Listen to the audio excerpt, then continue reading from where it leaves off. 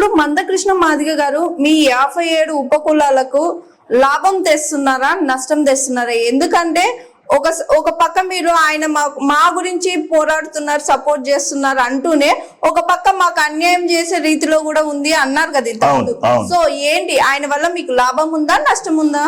ఇప్పుడు మాకు లాభమే జరిగింది నిన్న దాకా లాభమే జరుగుతుంది కానీ ఇప్పుడు కూడా ఏమంటామంటే మందకృష్ణ అన్న గారు ఎందుకంటే ఇప్పుడు ఆయన పెద్ద ఆయన వాస్తవానికి ఈరోజు అన్ని కులాలు ఉద్యమాలు చేస్తున్నామంటే ఆయనే మాకు మార్గదర్శకుడు. వాస్తవం చెప్పాలంటే అంతకుముందు మేము కులాల గురించి రోడ్డు ఎక్కింది లేదు పోయింది లేదు. ఆయన చూసి ఆయన బాటలో ఉండి నడిపిస్తున్నాం చేస్తాం ఇంకా ముందు.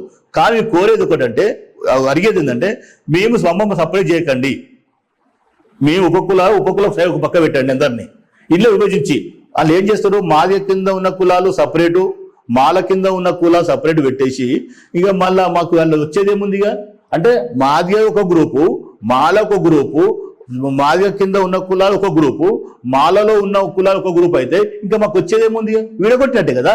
ఏ న్యాయం జరుగుతుంది మాకు? అలాంటి ఎందుకు అడుగుతున్నాం అంటే మమ్మల్ని విభజిస్తారు మమ్మల్ని అంటే మా దాంట్లో ఎమ్మెల్యే లేరు కాబట్టే కదా మిమ్మల్ని ప్రశ్నించే వాళ్ళు లేరనే కదా, ఎంపీలు లేరు కాబట్టి మా దాంట్లో మిమ్మల్ని ప్రశ్నించే వాళ్ళు లేరంటే అన్నట్టే కదా. అంటే మీ దాంట్లో ఎమ్మెల్యేలు ఉన్నారు కాబట్టి ఎంపీలు ఉన్నారు కాబట్టి మినిస్టర్లు ఉన్నారు కాబట్టి మిమ్మల్ని మీరు ఏది అడిగినా ఏది చేసినా రేపు ముఖ్యమంత్రి కానీ ప్రధానమంత్రి చేశారని చెప్పి ఆ ధీమతో విడగొట్టాలని చూస్తున్నారు. మేము ఏం చెప్తున్నామంటే అది వద్దని చెప్తున్నాం. అది ఇట్లా చేస్తే క్రిమిలే కావాలని చెప్తున్నాం. ఒక ఇంట్లో ఎమ్మెల్యే అవుతాడు, కొడుకు ఎమ్మెల్యే అవుతాడు, తండ్రి ఎమ్మెల్యే అవుతాడు, తాత ఎమ్మెల్యే అవుతాడు, అన్నదమ్ములు ఎమ్మెల్యేలు అవుతారు. కానీ కింద ఉన్న కులాలు కిందికి పడిపోయినవి అట్లే ఉండనా? వాళ్ళే పోతే ఒక ఇంట్లో ఐఏఎస్ ఆఫీసర్ కొడుకు అవుతాడు, తండ్రి అవుతాడు, అందరూ అవుతుంటే కింద ఉన్న కులాలకు ఏం కావాలి? మేము ఐఏఎస్ ఆఫీసర్ కావద్దా, ఎమ్మెల్యే కావద్దా, ఎంపీలు కావద్దా? అంటే ఓన్లీ మీరే అవుతారా? అంటే అట్లా అది కూడా ఏమవుతుందంటే మా దాంట్లో కొంతమంది ఎస్సీలో కొంత నాయకులు కొంతమంది ఏమంటారు మీరు తక్కువ ఉన్నదా అంటే తక్కువనే ఉండాలి, మీదిగా ఉండాలా? అది కాదు అని చెప్తున్నాను. ప్రశ్నించేది ఏంటంటే మేము వద్దనేది అంటే సరే మీరు ఇప్పటిదాకా బాగా డెవలప్ అయ్యారు, మీ ద్వారా జిఆర్టీవీ ద్వారా అడిగేది ఒకటే మీరు డెవలప్ అయ్యారు, మీకు తక్కువ తీసుకోండి పర్వాలేదు కదా. మాలలు ఎక్కువ చాలా డెవలప్ అయ్యారు తక్కువ తీసుకోండి, వాళ్ళకంటే తక్కువ ఎక్కువ వీలు తీసుకోండి మాదిగలు అంతకంటే ఎక్కువ ఉపకులాలకి ఇవన్నీ అడుగుతున్నాను. తప్పేం లేదు కదా. ఇంకా ఎప్పటిదాకా మేము దేహి అని ఇంకా బతకాలి. ఈ రోజు మా ఉపకులాలు కూడా రోడ్ల మీద పడి ఆడుకొని తింటూ ఉన్నారు. మీ పిల్లలతో ఏదో పోటీ పడతాం మేము. మీ పిల్లలేమో ఇంటర్నేషనల్ స్కూళ్ళలో పెద్ద హై స్కూల్ చదువుతుంటే మా పిల్లలు గల్లీ స్కూళ్ళలో గవర్నమెంట్ స్కూల్ చదివితే మీ పిల్లలు మా పిల్లలు పోటీ పెడితే మా పిల్లలు మీ దగ్గర మా స్కూల్లో ఒక గవర్నమెంట్ జాబ్లో ఏదో పోటీ పడి గెలవగలుగుతాం మేము. అది కాదు కదా. అదే మేము అనేది ఒకటే, మేము చాలా అన్యాయం అయిపోతున్నాము. మాకు ఆ భూమికి ఆకాశం తేడా ఉంది. అవసరం పడితే మాకన్నా ఎక్కువ డెవలప్ అయిన కులాలు మీరు తక్కువ తీసుకోండి, మాకు ఎక్కువేయండి. జనాభా 10 అంటున్నారు. జనాభా 10 అంటే జనాభా ఎక్కువ ఉన్నది ఎక్కువ శాతం తీసుకుంటాం. జనాభా మాది ఎక్కువ ఉన్నది మాదిగ ఎక్కువ ఉన్నది జనాభా పరంగా తీసుకుంటాం. అట్లా చూస్తే ఎస్సీ ఉపకులాలు కలిపితే వాళ్ళ దగ్గరకు వస్తాం మేము. జనాభా వాళ్ళకు మాకు 1-2% దగ్గర కింద మీద కాదు అది వద్దని చేస్తున్నారు వీళ్ళు. అసలు ఈ బుడిగ జంగాల్లో జనాభా పర్సంటేజ్ ఎంత ఉండొచ్చు? మేము బుడిగ జంగాలం రాష్ట్రంలో 12 లక్షల జనాభా ఉంటాం. మేము 12 లక్షల జనాభా ఉంటాము. మా జనాభా ఎట్లుందంటే ఈ రోజు కూడా చెప్తున్నా, మా వాళ్లకు తినడానికి తిండి లేదు, చేసుకోవడం వ్యవసాయం లేదు, భూములు లేవు, చదువు లేదు. వీళ్ళు చదువు లేక చందే లేక భూములు లేక ఇల్లు లేక సంచారం చేస్తూ ఉన్నారు. ఊరు తిరుగుతున్నారు, పల్లె తిరుగుతున్నారు, జిల్లాలు తిరుగుతున్నారు, రాష్ట్రాలు తిరుగుతారు.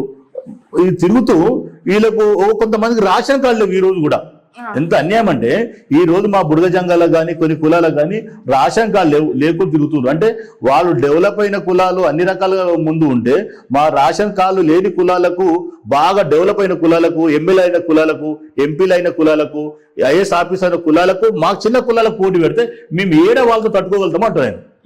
అది వద్దు అంటున్నాను. వాళ్ళతో మాకు వద్దే వద్దు. మా ఉపకుల మేమంటాం అంటే మా ఈ 2 కులాలు 3 కులాలు పక్క పెట్టేసి 1%, 0%, 2% ఇస్తుంటే అంటే మేము అన్యాయం అయిపోవాలి, మీరు ఇంకా ఎత్తు ఉన్నోళ్ళు ఇంకా ఎత్తు ఇవ్వాలని చెప్పి ఆలోచన చేస్తున్నారు కొంతమంది దళిత నాయకులు చెప్తున్నా మీతోటి. ఓకే సార్, ఇప్పుడు మీరే అన్నారు కదా మీరు సంచార జాతి వాళ్ళని, ఎందుకని సంచారం చేస్తూనే ఉండిపోతున్నారు? ఒక్క దగ్గర కూడా స్థిర నివాసం కల్పించుకోలేకపోతున్నారు. ఒకప్పుడు ఉండే ఇప్పుడు ఉన్నారు, సంచారం చేస్తూ ఉన్నారు. కానీ మా దగ్గర ఒకటే ప్రాబ్లం మా దగ్గర ఏంటంటే చదువుకుందామంటే అది సర్టిఫికెట్ లేవు. చదువు సర్టిఫికేట్ తెచ్చుకుందామంటేనేమో నెలల తరబడి గడుస్తున్నది. వీళ్ళు తిండి ఉండదు. తిండి లేని వాళ్ళు ఒక్క రోజు తిరుగుతాడు, 2 రోజులు 3 రోజులు తిండి లేకపోతే వాళ్ళ పని చేసుకుపోతాడు. మా వాళ్ళు ఆ విధంగా జరుగుతుంది. ఇప్పుడు తిండి లేక అక్కడ నెల తరపు తిరిగే బదులు మళ్ళీ పొట్టలు లేకపోతే మొదలు చనిపోయే పరిస్థితి వస్తుంది. కాబట్టి సరే ఉన్నా లేకుండా పర్లేదు చదువులు ఆపేసి మా తల్లినో కొడుకునో బిడ్డనో వాళ్ళు మంచి సాధుకోవాలని చెప్పేసి ఆ పని చేస్తూ వాళ్ళు బతుకుతూ వాళ్ళకు పిల్లలు నడిపించుకునే పరిస్థితిలో ఉన్నారు. అట్లని సెంచా ఎక్కువ చదవలేకపోతున్నారు. ఓకే, అసలు ఎడ్యుకేషన్ పర్సంటేజ్ ఎంత ఉండొచ్చు సార్ మీ బుడగ జంగాల్లో? చాలా అట్లా చూసుకుంటే చాలా తక్కువ ఉంటుంది మేడం. చాలా అంటే చాలా తక్కువ. ఇప్పుడు చదువుకుంటారు మా దాంట్లో కూడా. ఇప్పుడు చదువుకొని కొంతమంది అంటే ఒక 2 పైసలు 3 పైసలు అంతా చదువుకున్నా అనుకో రూపాయలు అంతే. చాలా అంటే చాలా వెనుకబడి ఉన్నారు. అంటే మేము ఆ ఊరికి దూరాన్ని ఉండే వాళ్ళం కదా, చదువు అంటే తెలియని వాళ్ళం కదా. ఈ యొక్క చదువు ఈ రోజు కూడా ఎస్సీ కార్పొరేషన్ ఎక్కడుందో ఆ మెట్లు కూడా ఎక్కడ వాళ్ళు ఉన్నారు. ఎస్సీలో కార్పొరేషన్ లోన్ తీసుకుంటారు, ఆ మెట్లు తెలియదు, ఆ బిల్డింగ్ ఎట్లు తెలియదు, మా వాళ్ళు ఎవరితో మాట్లాడదు తెలియదు. అంటే ఎంత కింద ఉన్న కులాలకు ప్రభుత్వం కూడా ఒక్కరు కోరుతున్న మీ ద్వారా ఎవరు గౌరవ ముఖ్యమంత్రి రేవంత్ రెడ్డి గారిని, సార్ మీరు ఈ టీవీ చూస్తే ఇట్లా మీరు బుడగ జంగాలు, మాస్టి, సింధు, గోసంగి, డెక్కలి, బైండ్ల ఈ కులాలు చాలా వెనుకబడ్డవి, చాలా అన్యాయమైపోతున్నారు. మీరు కులాల గురించి అవగాహన ఉన్న వాళ్ళు తప్పనిసరి కులాల గురించి పట్టించుకొని మా ఉపకులాలు కలిపి ఒక దాంట్లో పెట్టి మాకు ఒక 6% ఇవ్వాలని చెప్పి మిమ్మల్ని కోరుతున్నా సార్. మేము దయచేసి ఒకసారి ఆలోచన చేయండి. చాలా మంది మిమ్మల్ని చెడు మాటలు చెప్పో అబద్ధాలు చెప్పేసో మరి ఉపకులాలకు ఇవ్వద్దు తక్కువ అని చెప్పి చెప్తారు. కానీ మీరు ఉన్నత స్థానంలో ఉన్నారు, మీరే చేయాలంటే మీరే చేయాలి. మరి అక్కడ ఢిల్లీ ప్రభుత్వం కూడా రాష్ట్రాలకు అప్పచెప్పింది కాబట్టి రాష్ట్రంలో ఉన్న మీరే మాకు ఉపకులాలకు న్యాయం చేయాలని చెప్పి కోరుతున్నాం మేము ఈ ద్వారా. సార్ ఇప్పుడు మీకు ఎడ్యుకేషన్ లేదు, కనీసం రాజకీయంలో అయినా అంటే ఇప్పుడు ఎమ్మెల్యేలు మినిస్టర్స్ ఇలా అయితే మీకు మీ కులాల్లో లేరు, జెడ్పీటీసీ గానీ ఎంపీసీ ఏడో ఎక్కడ ఏర్ల మీద లెక్క పెట్టచ్చు, 2-3 ఎంపీటీసీ లేరు, నెంబర్లు ఉంటాం, నెంబర్ ఆడ సర్పంచ్ ఉంటాం. దానికే మాకు చాలా ఎక్కువైంది అనుకుంటారు. అంటే మా ఇచ్చిన వాళ్ళు మా ఇంకోటి ఎస్సీలో వస్తే కూడా అక్కడ మాదే ఉంటారు, మా ఉపకులకు ఇవ్వనియరు వాళ్ళు. వాళ్ళు ఏమంటారు, మాకంటే తక్కువ కులాలు మీరేంద్ర మా దగ్గర సర్పంచ్ ఉండడము, మీరేంద్ర నెంబర్ ఉండడము అనే పరిస్థితి వచ్చింది మాది. అంటే డామినేషన్ ఎక్కువ అవుతుంది. మాది వాళ్ళు చదువుకున్నారు, విద్యావంతులు అన్ని రకాలు ఉన్నారు కాబట్టి వాళ్ళు అన్ని రకాలు ఉన్నారు, డబ్బులు అన్ని ఉన్నాయి, ఖర్చు పెట్టగలుగుతారు కాబట్టి మా ఊరు ఖర్చు పెట్టలేరు. సపోజ్ కొంతమంది నాయకులు ఊర్లో ఉన్న వాళ్ళు సరే బుడగ జంగాలకి ఇవ్వాలి, ఒక మాస్టర్కి ఇవ్వాలి, ఒక డెక్కలకి ఇవ్వాలన్నప్పుడు ఇక్కడ ఉన్న మాదిగలు వాళ్ళు సపోర్ట్ చేయరు. ఎందుకంటే మాకు వాళ్ళకి ఇచ్చారు కదా మేము ఏం చేయాలని ఆలోచన. ఇప్పుడు ఇంకోటి ఏమైపోయిందంటే మాలకు మాదిగ పడతలేదు.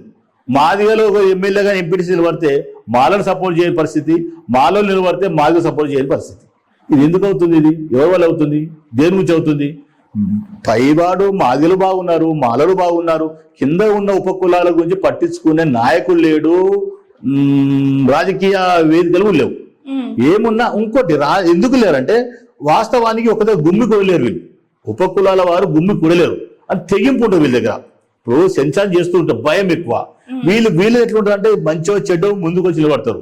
కాబట్టి ప్రభుత్వం కూడా వాళ్ళకే భయపడుతుంది, పార్టీలు వాళ్ళకే భయపడుతున్నాయి. కానీ ఓట్లు వేసే దగ్గర మమ్మల్ని యంత్రాలుగా ఒక మిషన్లా వాడుకుంటున్నారు.